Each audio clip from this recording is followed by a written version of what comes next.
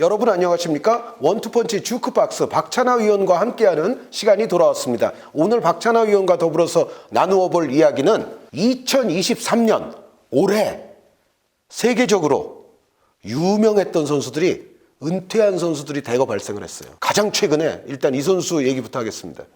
에덴 아자르 선수의 은퇴 어떻게 생각하십니까? 대부분 다 그래도 박수를 받고 은퇴하는 선수들이 많은데 아자르 선수는 박수 받는 은퇴는 아니죠? 시간이 그래도 당장은 어렵겠지만 한 몇 년 지나서 친한 기자들이 있거나 아마 누군가 좀 적극적으로 접근을 해서 당신한테 마드리드에서의 시간들이 어땠나 그거를 저는 알고 싶어요. 근데 몸이 좀 이렇게 안 좋아진다고 해도 그렇게까지 극단적으로 급격하게 못하기 시작했다는 건 조금 이상하긴 해요. 그래서 그게 궁금한 거예요. 물론 얘기들이 많았잖아요. 아자르 선수는 그냥 재능으로 먹고 사는 선수다. 훈련 열심히 안 하고 그리고 정크푸드 이런 거 좋아하고 네, 이런 것들이 결국에는 레알 마드리드 가서 한꺼번에 이제 문제가 된 거다.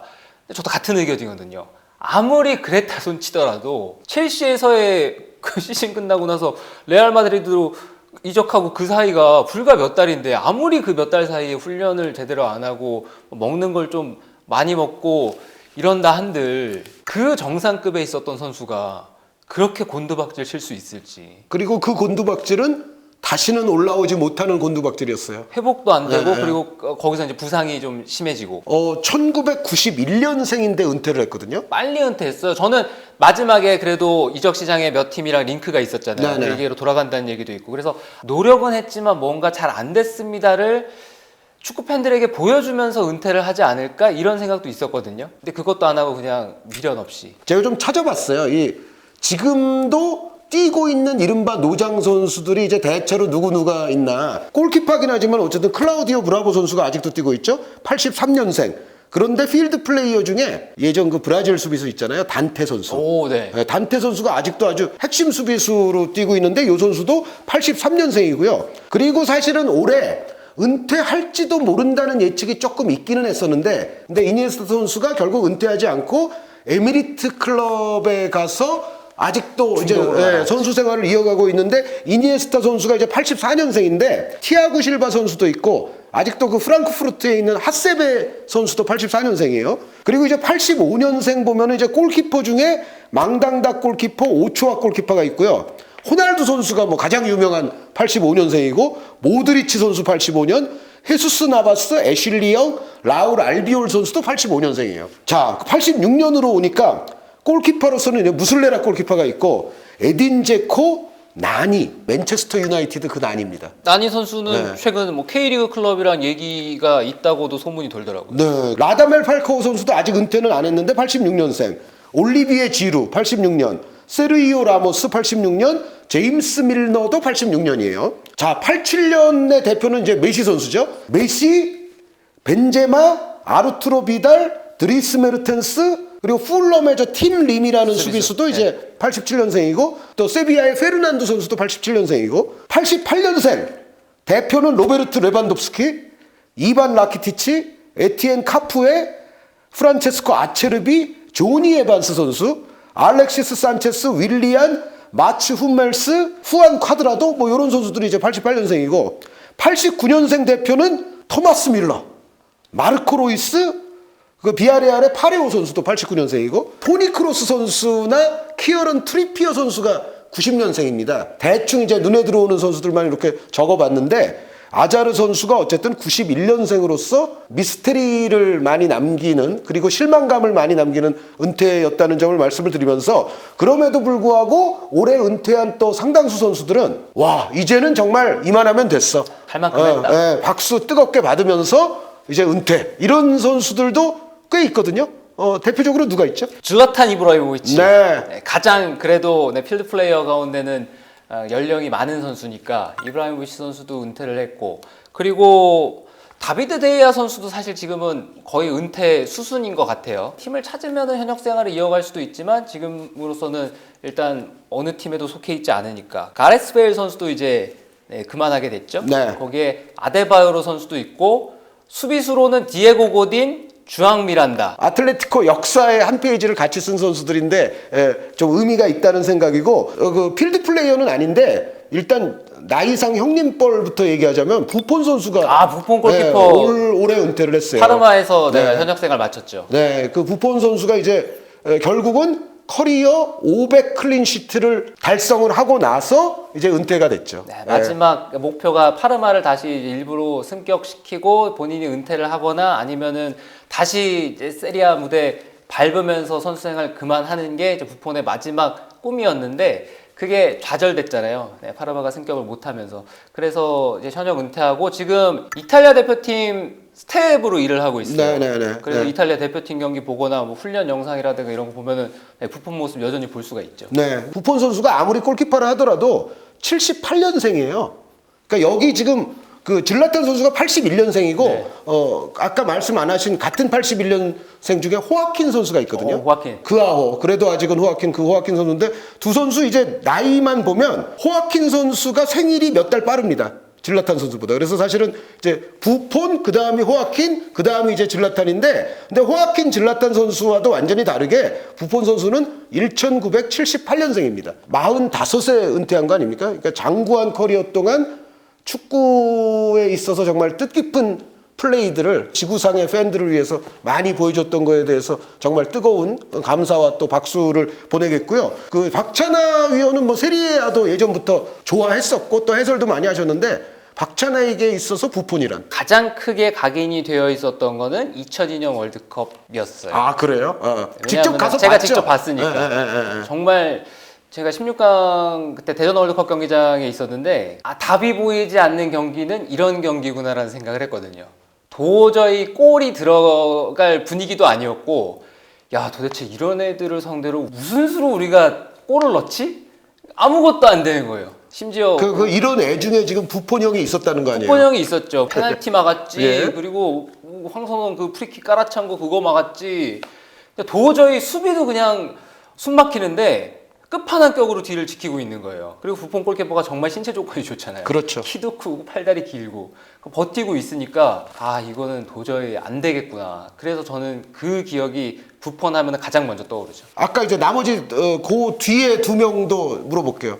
박찬하에게 호아킨이랑 그아오는 일단 아직도 잊을 수 없는 거는 저도 이제 호아킨도 직접 봤잖아요. 멀리서 그 경기장에서 스페인 할 때도 8강. 갔었어요? 네, 8강전. 그럼 박찬하 의원은 네. 그때 우리 대표팀 경기 거의 다 갔어요? 다 봤죠. 현장에서? 네, 현장에서 다 봤죠. 그 표를 어떻게 다 구했어요? 표를 제가 또 서울 월드컵 경기장의 어떤 건설이라든가 이런 데 일조를 한 게 있기 때문에 건설에? 네. 건설에 일조를 네. 왜냐하면은 서울 월드컵 경기장을 나라가 지금 어려우니 월드컵을 하기는 하지만 우리가 새로운 경기장을 지을 돈은 없다. 그래서 그냥 잠실 종합운동장이 있으니 종합운동장을 고쳐서 쓰자. 근데 물론 저는 이제 그때는 나이가 워낙 어릴 때여가지고 저의 기억에 왜곡이 있을 수도 있고 아마 서울 월드컵 경기장을 짓기로 해놨는데 바깥에 발표만 안 했거나 아마 이랬을 수 있어요. 하지만 자꾸 그런 뉴스가 나오니까 이제 우리가 저는 이제 당시에 서포터 활동을 하고 있었잖아요. 길거리로 나가자. 그래서 그때 서명도 받으러 다니고 월드컵 같은 경기를 하잖아요. 네. 그러면은 협회 할당표가 있습니다. 그 FA에 할당된 표가 많거든요. 네. 그거를 이제 어떻게 나눴겠어요? 그때 그러면 서명하시고 거기 나가셨던 분들 좀 드린 거예요? FA 할당표를 제가 알기로는 각 서포터들에게 나눈 거예요.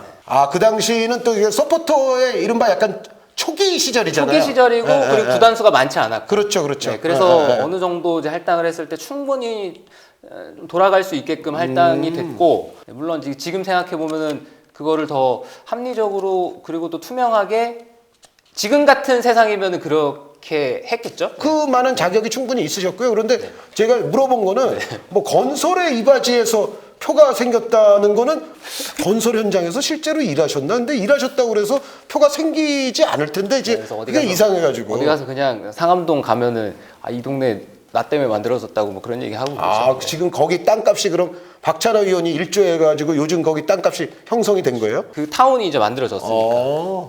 네.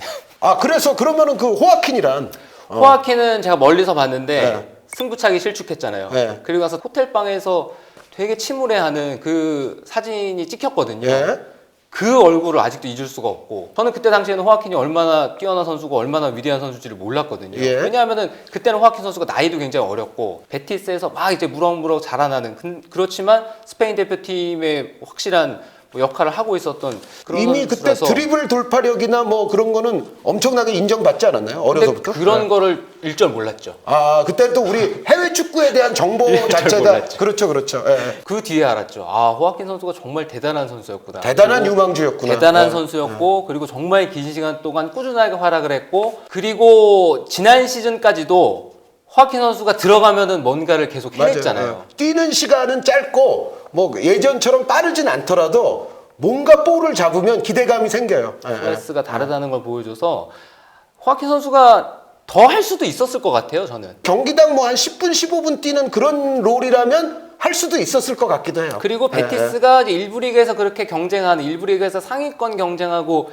이런 상황이 아니라 이제 만약에 뭐 베티스가 세군다에 있거나 혹은 일부 리그에서도 뭔가 좀 어려운 상황이고 이랬으면은 계속했을 거다. 호아킨 선수가 더 그래도 내가 이 팀에서 뭔가를 해주고 떠나야지 이런 생각을 하지 않았을까. 그런데 지금은 이제 유럽 무대도 나가는 팀이고 그 상황에서는 아 이제 후배들이 하는 게 낫겠다 뭐 이런 판단을 호아킨 선수가 했을 수 있겠다라는 아주 일리 있는 말씀이셨고 그럼 마지막으로 박찬하에게 질라탄이랑 역시 스타는 누가 만들어줘서 되는 것도 아니고 본인 스스로 스타여야 되는구나. 연예인 같은 경우는 대표적으로 본인의 어떤 아우라라든가 이런 것들도 있어야 되지만 뭐 전체적인 기획이라든가 이런 것들부터 해서 만들어지는 스타도 있다고 생각을 하거든요. 네. 근데 운동선수의 경우에는 정말 자기 캐릭터 자체가 그 스포트라이트를 즐길 줄 알아야 되고 그리고 스포트라이트를 받을 만한 언사라든가 행동이라든가 이런 것들을 할 수 있어야 되는데 그러면서도 경기도 잘해야 되고 경기력에 지장을 받으면 안 되고 지나치게 높아서 독이 될 때도 있지만 높은 에고를 지니고 있는 스타다. 근데 어떻게 보면 좀 존중할 만한 에고라고 볼 수도 있죠. 그게. 존중할 만한 에고기도 하고 그게 결국에는 이제 본인이 스스로 또 증명을 했으니까요. 그리고 질라탄 선수는 그 나는 질라탄이다라는 명절을 또 남겼어요.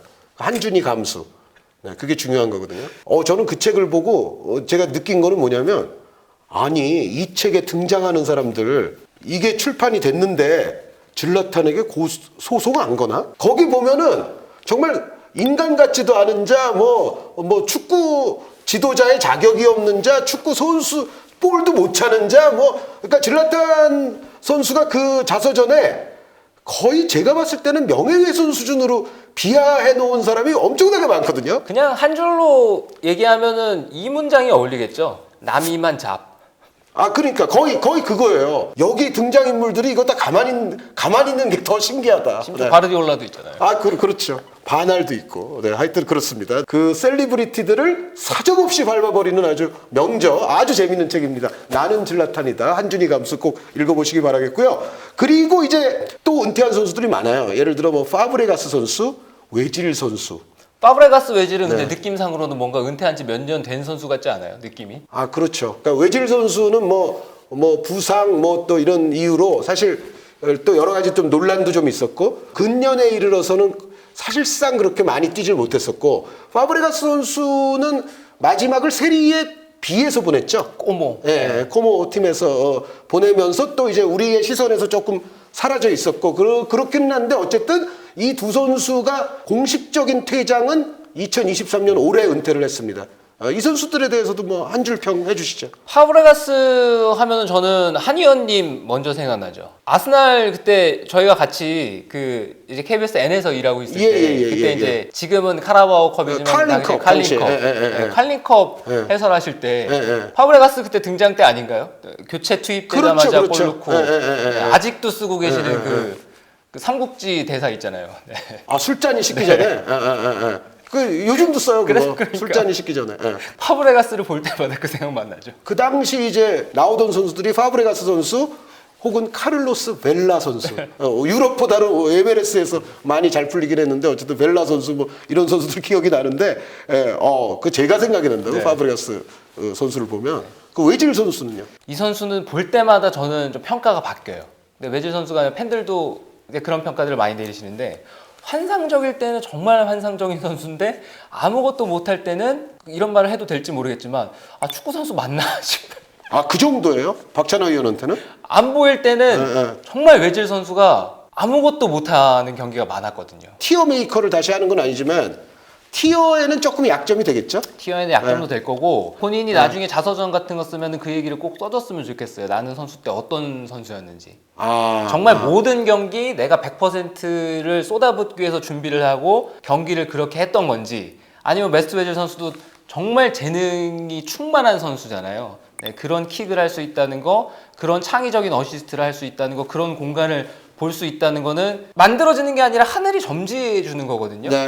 근데 대개 이 천재형 선수들이 이제 훈련에 매진하지 않고, 그리고 다른데 시간을 할애하고 이러면서 망가지는 선수의 숫자가 많으니까, 그러니까 본인은 어떤 스타일이었는지. 네. 약간 외질 선수에 대해서도 미스테리함을 조금 갖고 계시는 그런 박찬호 위원이시고, 그리고 가렛 베일 선수가 드디어 올 시즌 은퇴를 했는데, 베일 선수도 나이가 89년생이에요. 그러니까 말씀드렸던 이 은퇴한 선수들 가운데서 나이를 좀 불러보면 부폰이 78년, 호아킨과 질라탄이 81년, 그리고 아데바요르가 84년, 미란다가 84년, 고디는 86년, 그리고 페르난도 요렌테 선수가 또 은퇴를 했어요. 요렌테 은퇴. 네, 요렌테 선수가 이제 사실은 팀이 좀 장기간 없다가 완벽하게 이제 자신이 축구화를 벗는다는 선언을 했는데, 페르난도 요렌테 선수가 이제 85년이고요. 그리고 파브레가스 선수 87년, 외질이 88년.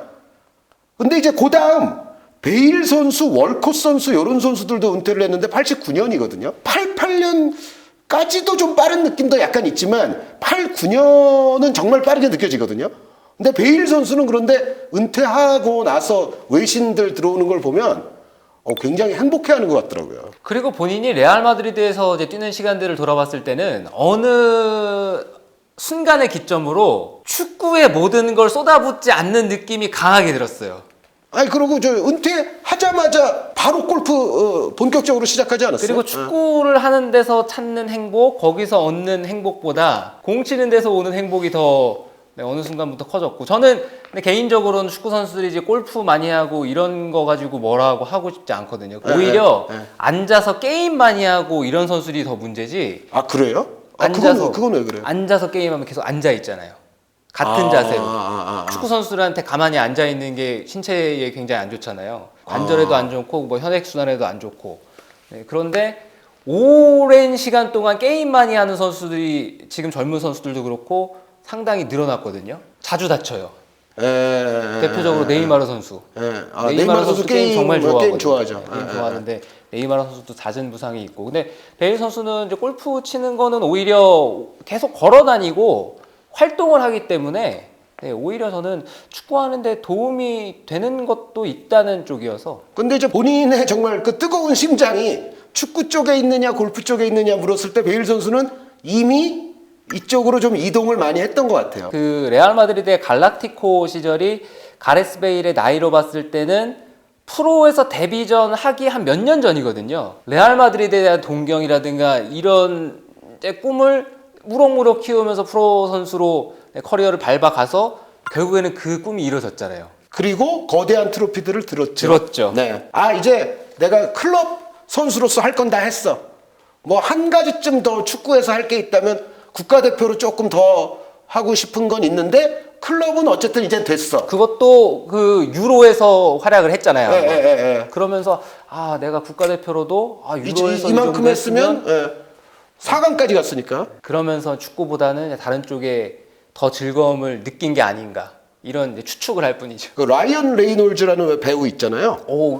축구팀 구단주잖아요. 거기서 골프 마음대로 시켜줄 테니까 우리 팀에 와서 축구도 좀 병행을 해라고 했는데 베일 선수가 그냥 거절했다는 것 같아요. 뭐 베일 선수의 기본 재능을 고려할 때는 조금 안타깝긴 하지만 뭐 개인의 행복을 우리가 저울질할 수는 없는 거거든요. 그래서 베일 선수는 저는 어쨌든 행복한 길로 찾아갔다고 생각을 하고, 마지막으로 이제 그 2023년에 은퇴한 선수 가운데 요 선수는 한번 얘기를 나눠볼 만한 선수가 있어요.